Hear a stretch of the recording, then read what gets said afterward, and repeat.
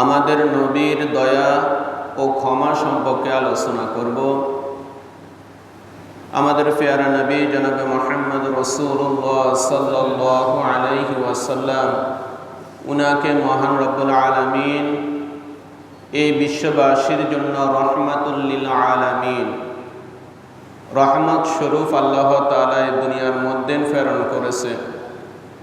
আল্লাহ তাআলা বলেছেন, ওয়ামা আরসালনাকা ইল্লা রাহমাতাল লিল আলামিন, আমি আপনাকে জগৎবাসীর জন্য রহমত স্বরূপ প্রেরণ করেছি। আল্লাহ রাসূল উনার মতন ক্ষমাশীল, দয়াশীল এবং উদার মনের মানুষ এই পৃথিবীর মধ্যে আর দ্বিতীয় কেউ নেই। উনি সবচেয়ে বেশি মানুষের প্রতি দয়াশীল ছিলেন এবং মানুষকে উনি ক্ষমা করার মানসিকতা, যে ধরনের ক্ষমা তিনি দেখিয়েছেন, এটা ইতিহাসে বিরল। এই কারণে মহান রব্বুল আলামিন আল্লাহ রাসূলের ব্যাপারে আল্লাহ তাআলা বলতেছেন, ফাবিমা রাহমাতিম মিনাল্লাহি লিনতা লাহুম, আল্লাহ তাআলার অনুগ্রহে আপনি তাদের প্রতি কোমল হয়েছিলেন, নরম হয়েছিলেন। আল্লাহ তাআলার অনুগ্রহ থাকার কারণে আপনি আপনার সাহাবায়ে কেরামদের উপর আপনি খুবই কোমল হয়েছিলেন, দয়াশীল হয়েছিলেন, অনুগ্রহ হয়েছিলেন। এই আয়াতটা আল্লাহ তাআলা নাজিল করার এবং বলার কারণ হচ্ছে, উহুদের যুদ্ধে যখন আল্লাহ রাসূলের দান্দান মোবারক শহীদ হয়েছে এবং সাথে সাথে তারা আল্লাহ রাসূলের আদেশ অমান্য করেছে, আল্লাহ রাসূল তাদেরকে যে পাহাড়ের গিরিপথে থাকার কথা বলেছে, সেই গিরিপথ থেকে তারা নিজেদের মন মতন সিদ্ধান্ত নিয়ে সেখান থেকে চলে গেছে। ময়দানের মধ্যে তারা চলে আসার কারণে মহান রব্বুল আলামিন আল্লাহ রাসূলের যে হুকুমগুলা তারা লঙ্ঘন করছে এবং আল্লাহ রাসূলের আনুগত্যের যে বরখেলাপ হয়েছে, এর কারণে মহান রব্বুল আলামিন তাদেরকে কঠিন শাস্তি ফাঁকরা করতে পারতেন। কিন্তু আল্লাহ তাআলার অনুগ্রহে, আল্লাহ তাআলার দয়ায় আল্লাহ রাসূল তাদের প্রতি কোমল হয়েছিলেন। এজন্য আল্লাহ তাআলা বলতেছেন, ফাবিমা রাহমাতিম মিনাল্লাহি লিনতা লাহুম, আল্লাহ তাআলার অনুগ্রহে আপনি তাদের প্রতি কোমল হয়েছিলেন, দয়াশীল হয়েছিলেন, তাদের প্রতি আপনি নরম হয়েছিলেন। ওয়ালাউ কুনতা ফাযযান গালিদাল কলবি, ওয়ালাউ কুনতা ফাযযান গালিদাল কলবি, আর যদি আপনি হইতেন ফাযযান, কর্কশবাসী, আপনার ভাষা যদি কর্কশ হতো, রূঢ় হইতো, এবং আপনি যদি হইতেন গালিদাল কলবি, কঠিন হৃদয়ের অধিকারী যদি আপনি হইতেন, ফাশান হৃদয়ের অধিকারী যদি আপনি হইতেন, লানফাদ্দু মিন হাওলিক, তাহলে এরা আপনার কাছ থেকে সরে যাইত। আপনি যদি কঠিন হৃদয়ের হইতেন, অনেক সাহাবায়ে কেরাম জীবন দিয়েছে, অনেক সাহাবায়ে কেরাম আহত হয়েছে, অনেকের হাত পা চোখ সব কিছু এভাবে অনেকে হারাইছে, এরপরও যদি আপনি তাদের প্রতি কঠোর হইতেন, কর্কশ ভাষাভাষী হইতেন, অথবা আপনি যদি কঠিন হৃদয়ের হইতেন, তাহলে এরা আপনার কাছ থেকে দূরে সরে যাইত। তারা চিন্তা করত যে আমরা এত কষ্ট করেছি এবং এত কিছু করার পরেও যদি না আল্লাহ রাসূল আমাদের সাথে এরকম আচরণ করে, তাহলে তো আমাদের এখানে থাকার কোনো প্রশ্নই আসে না।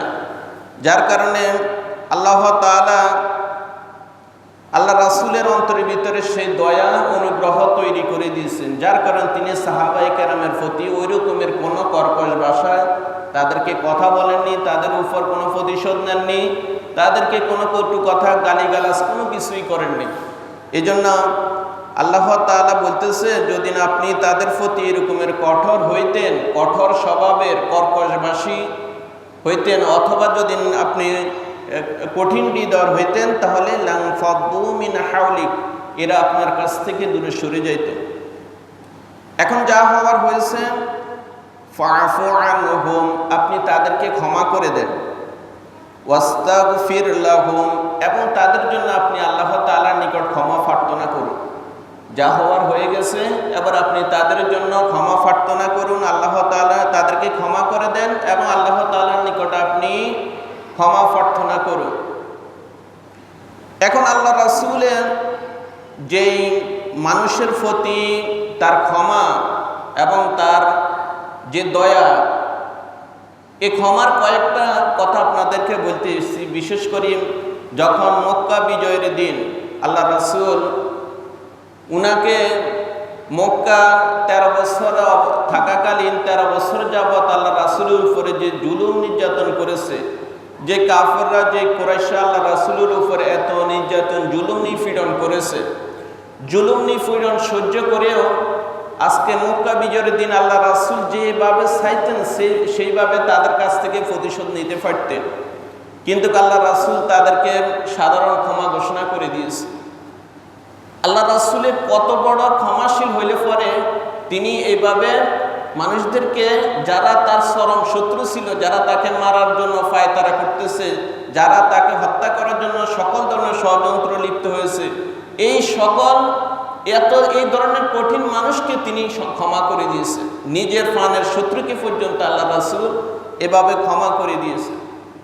এবং আল্লাহ রাসূল তায়েফের ময়দানে উনি যখন দ্বীনের দাওয়াত দেওয়ার জন্য বের হয়েছেন, দ্বীনের দাওয়াত দেওয়ার জন্য সেখানে যখন গিয়েছেন, তায়েফবাসী আল্লাহ রাসূলকে পাথর মেরে রক্তাক্ত করে দিয়েছে।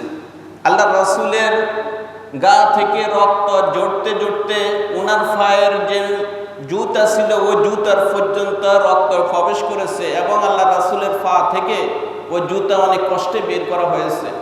এত মানে তায়েফবাসীর কিছু লোক তারা ছোট ছোট বাচ্চাদেরকে এভাবে লাগাই দিয়েছে যে একটা পাগল যাইতেছে, নাউযুবিল্লাহ, ওই পাগলকে তোমরা পাথর মারো। এমনি তো বাচ্চারা পাগল দেখলে একটু তামাশা করে, তার সাথে একটু রসিকতা করার চেষ্টা করে, কিন্তু তারা আল্লাহ রাসূলকে পাগল বানায়, তারা ওইভাবে বাচ্চাদেরকে লাগাই দিয়েছে যে তাকে পাথর নিক্ষেপ করো। এবং পাথর নিক্ষেপ করতে করতে যখন এক পর্যায়ে আল্লাহ রাসূল পড়ে যাইতেন, তখন আবার তাকে দাঁড়ায় পড়াই দিত। আল্লাহ রাসূল মনে করতেন মনে হয় আমাকে আর পাথর মারবে না, কিন্তু যখন আবার আল্লাহ রাসূল কিছু দূর হাঁটতেন তখন আবার পিছন থেকে পাথর মারা হইতো। এভাবে পাথর মারতে মারতে যখন আল্লাহ রাসূল বেহুশ হয়ে পড়ে যাইতেন, তখন ফেরেশতারা জিবরাইল আসি বলতেছে, এ আল্লাহ রাসূল, আপনি অনুমতি দেন, এই তায়েফবাসীকে এক্ষুনি এই জমিনের মধ্যে তাদেরকে খতম করে দিই, শেষ করে দিই, এদেরকে ধ্বংস করে দিই। আল্লাহ রাসূল তাদেরকে বলতেছে, না, যদি তাদেরকে যদি তুমি শাস্তি দাও তাহলে আমি কার নিকট দ্বীনি দাওয়াতের কাজ করব, কাকে আমি দ্বীনের দাওয়াত দিব? আমি তাদেরকে ক্ষমা করে দিলাম, তারা আমার উপরে যে জুলুম করেছে, নির্যাতন করেছে, এর জন্য আমি তাদেরকে ক্ষমা করে দিলাম, আমি তাদেরকে মাফ করে দিলাম। পরবর্তী সেই তায়েফবাসী আল্লাহ রাসূলের উপর ঈমান নিয়ে আসছে, বিশ্বাস স্থাপন করছে আল্লাহ রাসূলের এই ক্ষমা দেখে। এ কারণে আল্লাহ তাআলা বলতেছে, ফা'ফু আনহুম, আপনি তাদেরকে ক্ষমা করে দেন, ওয়াস্তাগফির লাহুম, এবং তাদের জন্য আপনি ক্ষমা প্রার্থনা করুন। এবং কি আল্লাহ রাসূল যখন উহুদের যুদ্ধে ওনার আপন চাচা হামজা রাদিয়াল্লাহু তাআলা আনহু যখন শহীদ হয়েছে, এই শহীদ করার পিছনে যারা ইন্ধন দিয়েছে, বিশেষ করে আবু সুফিয়ানের স্ত্রী হিন্দা এবং তার ওই হিন্দার একটা গোলাম ছিল ওয়াহাশী। এই ওয়াহাশী তারা দুজনে মিলে যখন আল্লাহ রাসূলের চাচা, আপন চাচা হামজা রাদিয়াল্লাহু তাআলাকে ওয়াহাশী যখন এভাবে বর্ষা নিক্ষেপ করে তাকে যখন শহীদ করা হয়েছে, হিন্দা তখন সেখানে গিয়ে হামজা রাদিয়াল্লাহু তাআলা আনহুর উনার বক্ষকে বিদীর্ণ করে কলিজাটাকে বের করে হিন্দার কাঁচা এভাবে চিবাই খাইতেছে এবং সে বলতেছে, আমার বাবার হত্যাকারীর প্রতিশোধ আজকে আমি নিলাম। এইভাবে সে বিভিন্ন স্লোগান দিয়ে এই হিন্দা হামজা রাদিয়াল্লাহু তাআলা আনহুর উনার এইভাবে কলিজাটা চিবাই খাইছে। এই দৃশ্য যখন আল্লাহ রাসূল দেখছেন এবং আল্লাহ রাসূল উনার চাচাকে এত বেশি ভালোবাসতেন এবং চাচাকে এরকম নির্মমভাবে শহীদ করা হয়েছে, আল্লাহ রাসূল এটা সহ্য করতে পারেনি। কিন্তু পরবর্তীতে যখন মক্কা বিজয়ের দিন আল্লাহ রাসূল সেই আবু সুফিয়ানের স্ত্রী হিন্দাকে ক্ষমা করে দিয়েছে। পরবর্তীতে সেই হিন্দা মুসলমান হয়েছে এবং আবু সুফিয়ানও পরবর্তীতে মুসলমান হয়েছে। আল্লাহ রাসূলের কত বড় উদারতার হলে, কত বড় ওনার ভিতরে এই রকমের সহনশীল ধৈর্যশীল হইলে পরে তিনি এইভাবে এই ধরনের ব্যক্তিদেরকে ক্ষমা করে দেন। কিন্তু ইচ্ছা করলে আল্লাহ রাসূল তাদের কাছ থেকে প্রতিশোধ নিতে পারতেন, তাদেরকে কঠিন শাস্তি দিতে পারতেন, কিন্তু আল্লাহ রাসূল সেটা করেননি। এই জন্য আল্লাহ তাআলা এটাই বলছেন, ফাবিমা রাহমাতিম মিনাল্লাহি লিনতা লাহুম, আল্লাহ তাআলার অনুগ্রহে আপনি তাদের প্রতি কোমল হয়েছে। আল্লাহর দয়া, আল্লাহর অনুগ্রহ থাকার কারণেই আপনি তাদের প্রতি এত কোমল হয়েছে। আল্লাহ রাসূলের এক কন্যা জয়নব, উনি একদিন ওই উটের ফিটে করে যাইতেছে, উনি গর্ভবতী। এক কাফের আসি সেই এই জয়নবকে ওই উটের উপর থেকে ফালাই দিয়েছে। ফালাই দেওয়ার পরে সাথে সাথে তার গর্ভপাত হয়েছে এবং সেই মুমূর্ষু অবস্থায় পর্যন্ত পৌঁছে গেছে। কিন্তু আল্লাহ রাসূল যখন এই ঘটনাটাকে জানতে পারার পরও ওই অপরাধীকে কোনো শাস্তি দেন। কত বড় ক্ষমাশীল হলে তিনি এই রকমের অপরাধীকে তিনি ক্ষমা করে দিয়েছে। যেখানে মানুষের জীবন মৃত্যু নিয়ে টানাটানি, সেই মুহূর্তেও আল্লাহ রাসূল এই ব্যক্তিকে, এই কাফেরকে ক্ষমা করে দিয়েছে। তাহলে আল্লাহ রাসূলের এইভাবে ক্ষমার দৃষ্টান্ত অনেক রয়েছে। তিনি যে কাফের মুশরিকদেরকে বিভিন্ন পর্যায়ে বিভিন্ন ক্ষেত্রে আল্লাহ রাসূলের উপরে যে জুলুম নির্যাতন করেছেন। একদিন আল্লাহ রাসূল এইভাবে নামাজ পড়তেছে, কাফেররা ওনার মাথার উপরে একটা উটের নাড়ি বুড়ি আনি দিয়ে দিয়েছে। আল্লাহ রাসূল দম বের হয়ে যাবার, মৃত্যু বরণ করার উপক্রম হয়েছে। ফাতেমা রাদিয়াল্লাহু তাআলা আনহা দ্রুত দৌড়ে আসি আল্লাহ রাসূলের মাথার উপর থেকে সেই উটের নাড়ি বুড়িটা সরাই দিয়েছে। কিন্তু আল্লাহ রাসূল তাদেরকে কোনো বদদোয়া করেননি, তাদের কাছ থেকে কোনো প্রতিশোধ নেননি, তাদেরকে ক্ষমা করে দিয়েছে। এই জন্য মহান রব্বুল আলামিন বলছেন, ফাবিমা রাহমাতিম মিনাল্লাহি লিনতা লাহুম, আল্লাহ তাআলার অনুগ্রহে আপনি তাদের প্রতি দয়াশীল হয়েছে, তাদের প্রতি কোমল হয়েছে। শুধু আমার অনুগ্রহ থাকার কারণে আপনি তাদের প্রতি এত কোমল হয়েছে।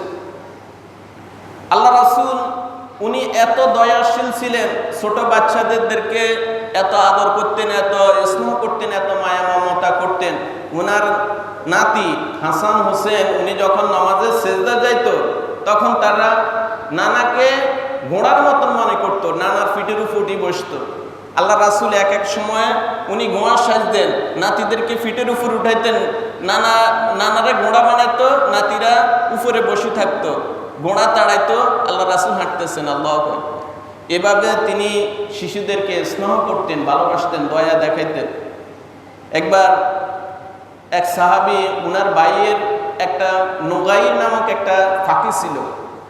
তখন আল্লাহ রাসূল বলতেছে, তোমার ওই ফাঁকিটার কি খবর? বলতেছে, ওই ফাঁকিটা মারা গেছে। একজন বিশ্বনবী, তিনি একজনের এই সাধারণ একজন সাহাবীর, তার ভাই একটা ফাঁকি ফালতো, নুগাইর নামক একটা ফাঁকি। ওই ফাঁকিটার খোঁজখবর আল্লাহ রাসূল নিতেছে। কেমন দয়াশীল, কেমন আল্লাহ রাসূলের ব্যবহার, সেটা বলে আলোচনা করে শেষ করার কোনো সুযোগ নাই। এ কারণে আল্লাহ তাআলা বলতেছে, ফাবিমা রাহমাতিম মিনাল্লাহি লিনতা লাহুম, আল্লাহ তাআলার অনুগ্রহে আপনি তাদের প্রতি এই দয়াশীল, অনুগ্রহ, ক্ষমাশীল এবং কোমল হয়েছিলেন। কিন্তু আল্লাহ তাআলা বলতেছেন, ওয়ালাউ কুনতা ফাযযান গালিযাল কলবি, যদি না আপনি কর্কশবাসী ভাষা হইতেন, অথবা আপনি যদি কঠিন হৃদয়ের হইতেন, লানফাদ্দু মিন হাওলিক, তাহলে এই কোন সাহাবায়ে কেরামে আপনার নিকট থেকে, আপনার কাছে থাকতেন না, সব সাহাবায়ে কেরাম আপনার নিকট থেকে চলে যেত।